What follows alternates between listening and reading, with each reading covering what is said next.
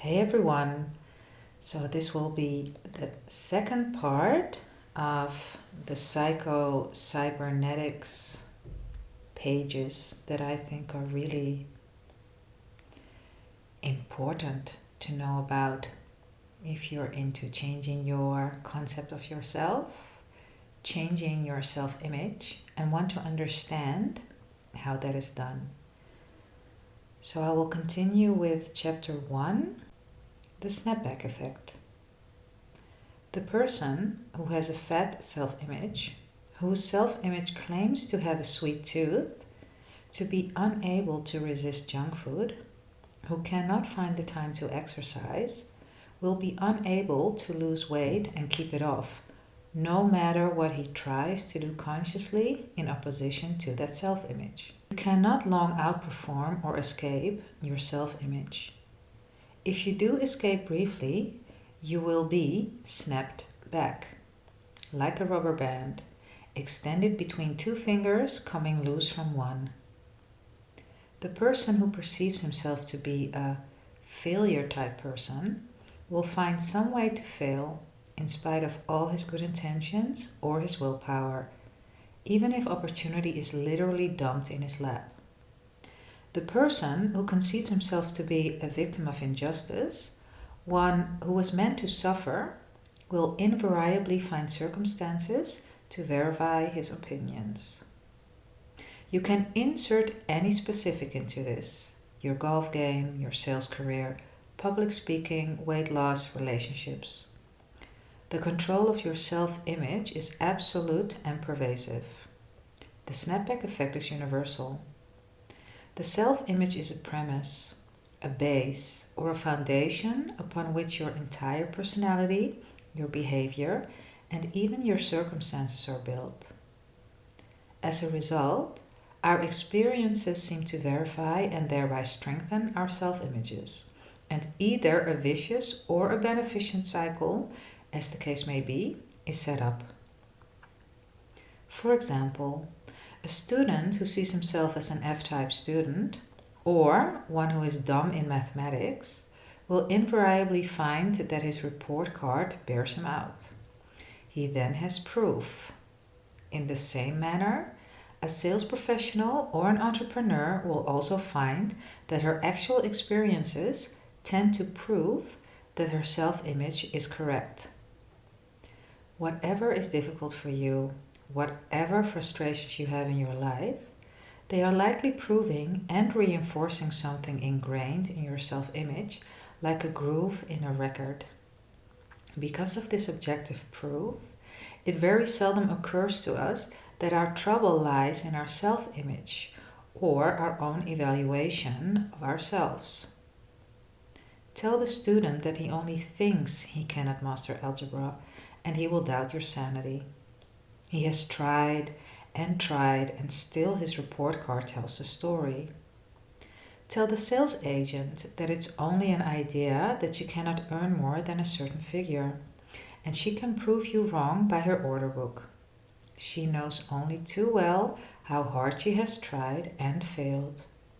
Yet, as we shall see, almost miraculous changes have occurred both in grades of students and the earning capacity of salespeople, once they were prevailed upon to change their self-images.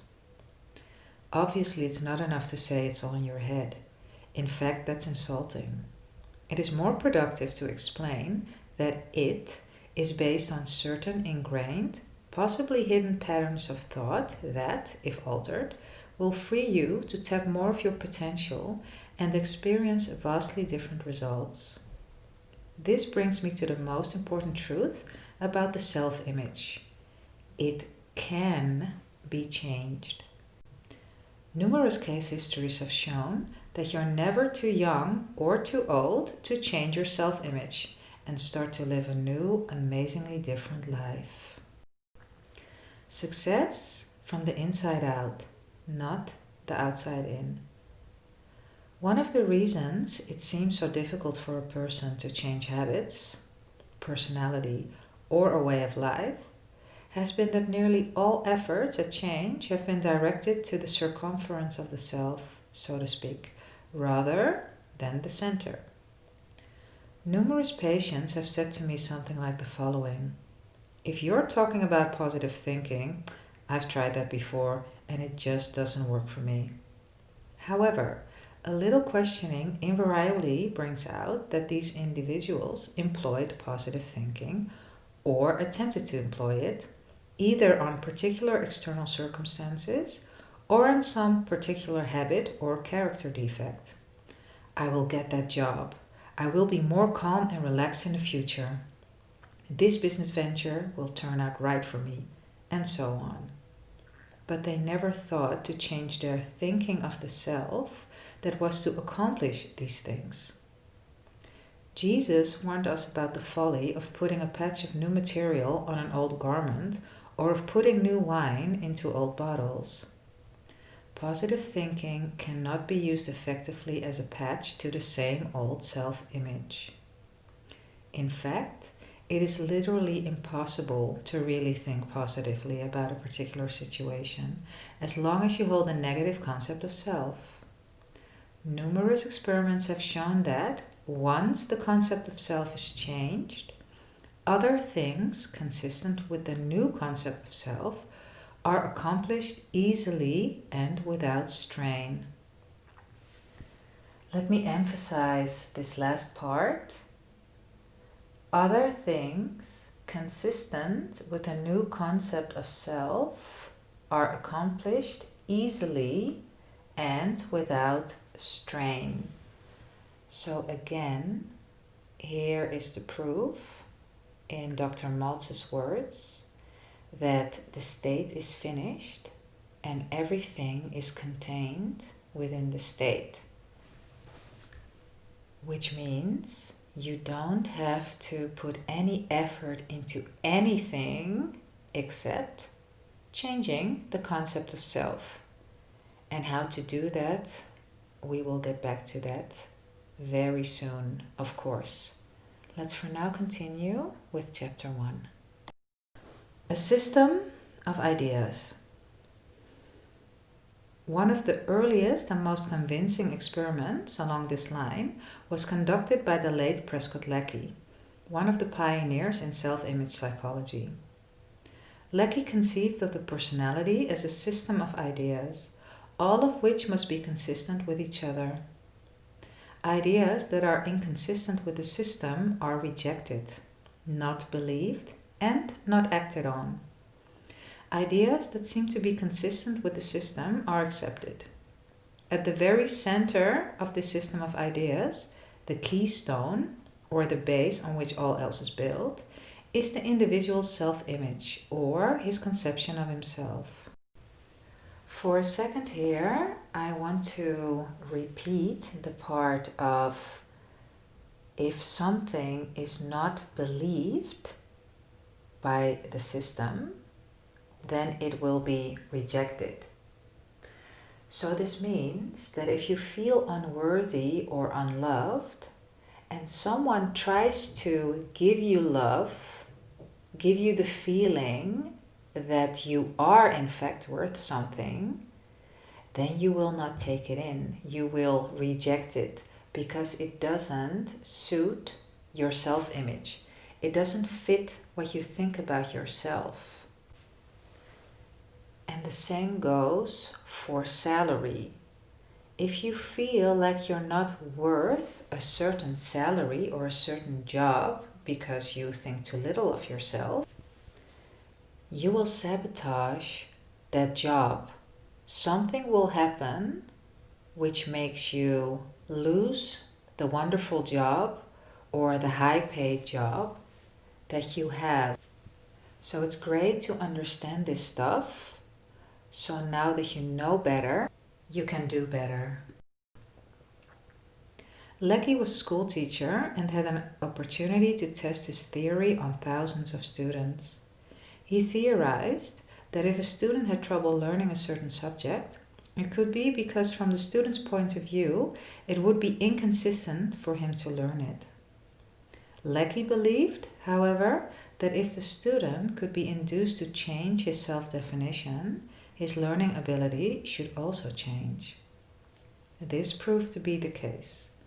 One student who misspelled 55 words out of 100 and flunked so many subjects that he lost credit for a year made a general average of 91 the next year and became one of the best spellers in school. A girl who was dropped from one college because of poor grades entered Columbia and became a straight A student. A boy who was told by a testing bureau that he had no aptitude for English won honorable mention the next year for a literary prize. The trouble with these students was not that they were dumb or lacking in basic aptitudes. The trouble was an inadequate self-image. I don't have a mathematical mind. I'm just naturally a poor speller. They identified with their mistakes and failures. Instead of saying, I failed that test, which is factual and descriptive, they concluded, I am a failure. Instead of saying, I flunked that subject, they said, I am a flunk out. Notice how Dr. Maxwell Maltz speaks about the I am here. And everyone in here listening who's into Neville knows that everything that you put behind I am is what you call forth. Let's continue. For those who are interested in learning more of Lecky's work, try to find a copy of his book Selfconsistency, A Theory of Personality. Lecky also used the same method to cure students of such habits as nail biting and stuttering. My own files contain case histories just as convincing. The woman who was so afraid of strangers that she seldom ventured out of the house and now makes her living as a public speaker. The salesman who had already prepared a letter of resignation because he just wasn't cut out for selling, and 6 months later was number one man on a force of 100 salespeople. The minister who was considering retirement because nerves and the pressure of preparing a sermon every week were getting him down, and who now delivers an average of 3 outside talks a week, in addition to his weekly sermon, and doesn't know he has a nerve in his body. Following Dr. Lecky's breakthrough thinking on this subject, born from observation, as well as my own observations and thoughts chronicled in the earlier editions of this book, a mountain of more sophisticated scientific research and anecdotal evidence has led to the acceptance of the controlling self-image by most of the academic. Let's pause here for a second and to realize this self-image thing, the concept of ourselves that determines how we behave, what we think, what we believe, how it creates our reality, how it determines what we accept and what we reject. It's with desires, right? Sometimes you reject being able to create something for yourself because you think it's not possible. And why do you think it's not possible? Because it doesn't suit the self-image, the thoughts that you have about yourself. It doesn't suit the state. So when you want to get to a place that you accept the desire as done, whatever it is, first you need to know that it suits the version of you that you also are. You have to be able to switch to this new state, and then this will be automatic. So then how do you get into this new state, into this other concept of yourself? Through imagination, just as Neville and Seth talk about. And that's something I will get into more in the audios to come. Let me do one more part of this chapter, and then I will call it a finished audio. How a plastic surgeon became interested in self-image psychology. my story. Offhand, there would seem to be little or no connection between surgery and psychology. Yet, it was the work of the plastic surgeon that first hinted at the existence of the self-image and raised certain questions that led to the importance of psychological knowledge. When I first began the practice of plastic surgery many years ago, I was amazed by the dramatic and sudden changes in character and personality that often resulted when a facial defect was corrected. Changing the physical image in many instances appeared to create an entirely new person. In case after case, the scalpel that I held in my hand became a magic wand that transformed not only patients' appearance, but their whole life. The shy and retiring became bold and courageous. A stupid boy changed into an alert, bright youngster who went on to become an executive with a prominent firm. A salesman who had lost his touch and his faith in himself became a model of self-confidence. And perhaps the most startling of all was the habitual hardened criminal who changed almost overnight from an incorrigible who had never showed any desire to change into a model prisoner who won a parole and went on to assume a responsible role in society. Some 60 years ago, I reported many such case histories in my book New Faces, New Futures, written more for my peers than the public. Following its publication and similar articles in leading magazines, I was besieged with questions by criminologists, psychologists, sociologists, and psychiatrists. They asked questions that I could not answer, but they did start me on a search. Strangely enough, I learned as much from my failures as from my successes, if not more. It was easy to explain the success. The boy with the two big ears, who had been told that he looked like a taxicab with both doors open, had been ridiculed all his life, often cruelly. Association with others meant humiliation and pain. Why shouldn't he avoid social contacts? Why shouldn't he become afraid of people and retire into himself? Terribly afraid to express himself in any way, he became known as stupid. When his ears were corrected, it would seem only natural that since the cause of his embarrassment and humiliation had been removed, he should assume a normal role in life, which he did. Or consider the salesman who suffered a facial disfigurement as the result of an automobile accident. Each morning, when he shaved, he could see the horrible disfiguring scar on his cheek and the grotesque twist to his mouth. For the first time in his life, he became painfully self-conscious. He was ashamed of himself and felt that his appearance must be repulsive to others. The scar became an obsession with him. He was different from other people. He began to wonder what others were thinking of him. Soon his self-image was even more mutilated than his face. He began to lose confidence in himself. He became bitter and hostile.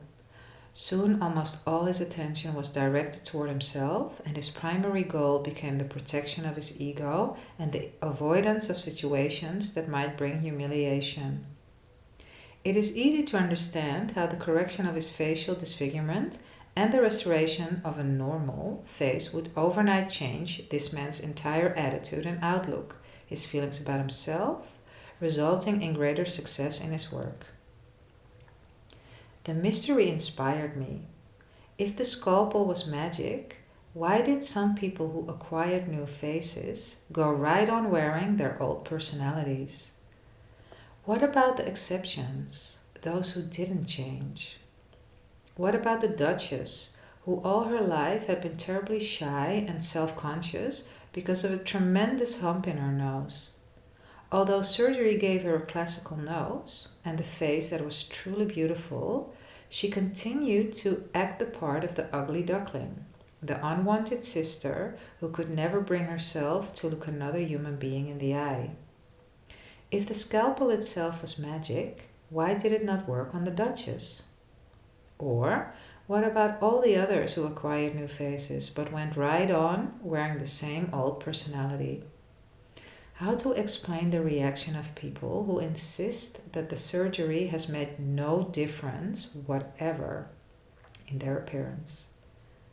Every plastic surgeon has had this experience and has probably been as baffled by it as I was. No matter how drastic the change in appearance may be, certain patients will insist that I look just the same as before. You didn't do a thing.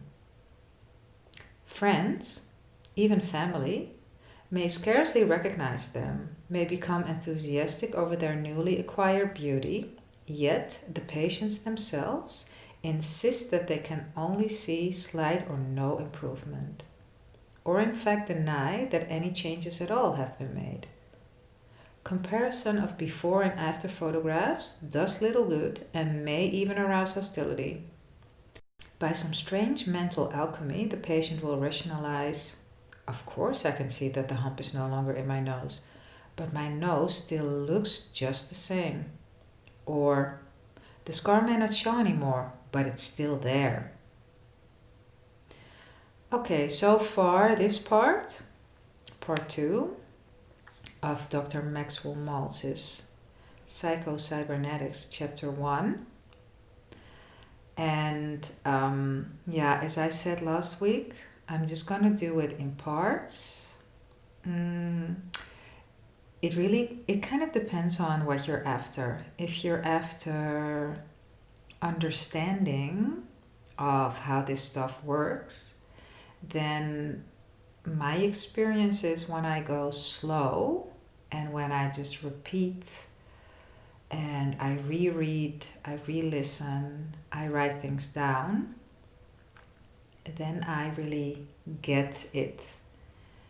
And that's what we're after, or that's what I'm after anyway. I want to understand on a cellular level how this stuff works.